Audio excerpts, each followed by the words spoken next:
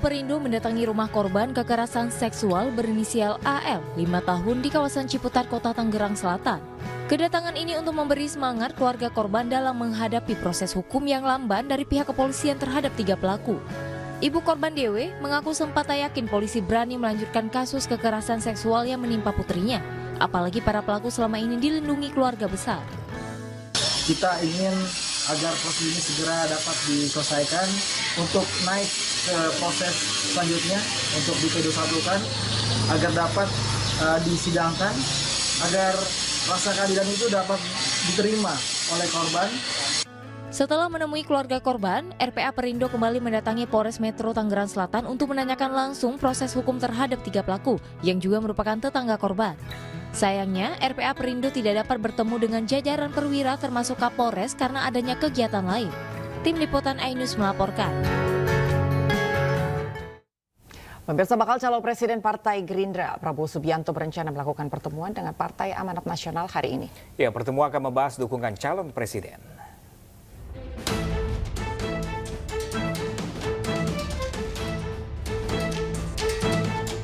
Sebelumnya, bakal calon presiden dari Partai Gerindra, Prabowo Subianto, melakukan pertemuan dengan Partai Kebangkitan Bangsa (PKB) pada 28 April 2023 lalu. Dalam pertemuan ini, Prabowo dan Muhaimin Iskandar menyampaikan koalisi Gerindra dan PKB semakin solid mempersiapkan pemilu 2024 mendatang.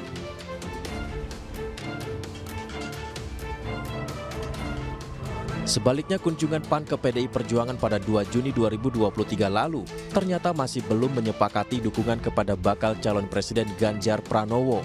Ketua Umum PAN Zulkifli Hasan mengaku berkunjung ke PDI Perjuangan menjadi pertemuan pertama yang akan dilanjutkan dalam pembicaraan berikutnya, termasuk dukungan calon presiden. Menariknya, usai bertemu dengan jajaran petinggi PDIP, ternyata Partai Amanat Nasional juga berencana menerima kunjungan dari Partai Gerindra di DPP PAN.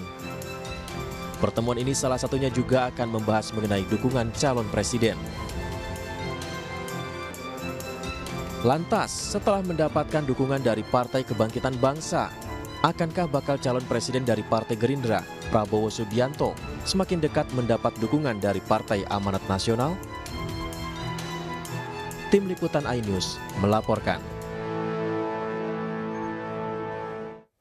Sementara itu, pemirsa, baca pres dari PDI Perjuangan, Ganjar Pranowo melanjutkan safari politik menjelang Pilpres 2024 di Jakarta. Ganjar terus menekankan pentingnya peran generasi Z dan milenial di ajang pemilihan presiden 2024 mendatang.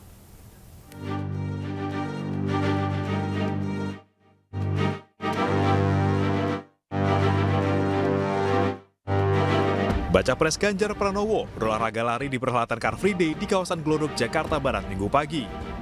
Ganjar yang berolahraga bersama Wakil Ketua Komisi 9 DPR RI Charles Honoris sempat beristirahat di salah satu kedai kopi legendaris.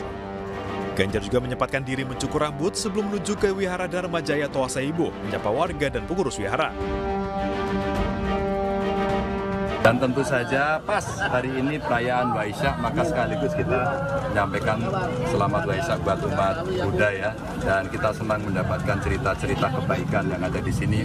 Mudah-mudahan semua masyarakat yang ada juga baik. Antar suku, antar agama, antar golongan bisa hidup rukun seperti ini. Baca pres berambut putih itu juga hadir di acara diskusi bareng bersama kalangan milenial dan generasi Z di kawasan Sawah Besar, Jakarta Pusat Minggu siang.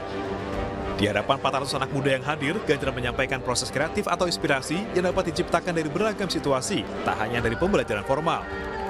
Ganjar berharap generasi Z dan milenial dapat terus mengembangkan bakat, agar generasi wirausaha dapat terus muncul dan membanggakan bangsa.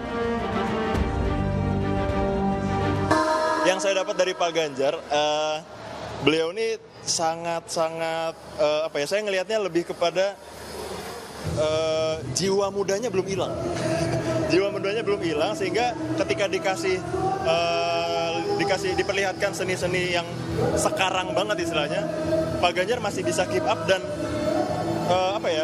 bisa memberi banyak hal, banyak insight lah. Pada Minggu sore, Ganjar menghadiri perayaan Hari Jadi Relawan Ganjaris yang kedua tahun di kawasan Cempaka Putih, Jakarta Pusat. Dalam sambutannya, Ganjar menyinggung pentingnya peran generasi Z dan milenial di Pilpres 2024 karena dinilai memiliki kemampuan dan banyak ide yang cerdas dan modern. Pesan baca pres PDIP ini membuat para relawan semakin meyakini Ganjar merupakan figur yang pas menggantikan sosok Jokowi. Sampai dengan bulan lalu sebelum dideklarasikan oleh Partai Demokrasi Indonesia Perjuangan, itu sudah sampai di angka 29 sampai dengan 31% elektabilitasnya. Jadi kalau target kemenangan justru dengan dukungan seluruh relawan Ganjar, kita targetnya adalah menang total. Relawan Ganjar bertekad untuk bekerja all out demi pemenangan Ganjar Pranowo di ajang pemilihan presiden 2024 mendatang. Dari Jakarta, tim liputan iNews melaporkan.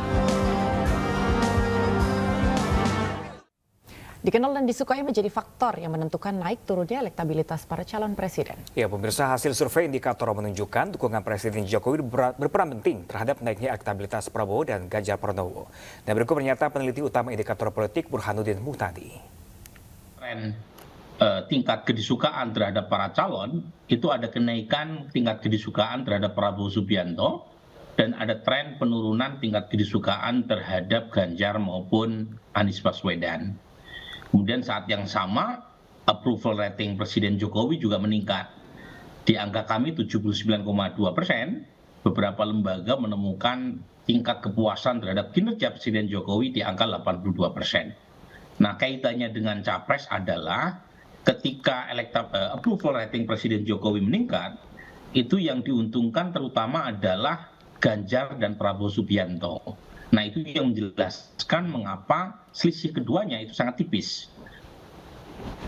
Karena peningkatan kepuasan terhadap kinerja presiden itu membawa berkah buat kedua nama. Nah, ini terutama buat Prabowo karena Prabowo belakangan begitu agresif untuk tanda kutip ya menjual Pak Jokowi dalam brandingnya, dalam narasinya, dan itu memberi impact kepada Prabowo Subianto ketika approval Presiden Jokowi meningkat, sebagian pendukungnya itu memilih untuk melirik Prabowo Subianto, sebelumnya didominasi oleh Ganjar Pranowo. Pemirsa, jemaah calon haji lansia diminta turun dari pesawat karena mengaku belum memberi makan ayam. Dan kami hadirkan informasi selengkapnya sesaat lagi, pemirsa. Tetaplah bersama kami di iNews Siang.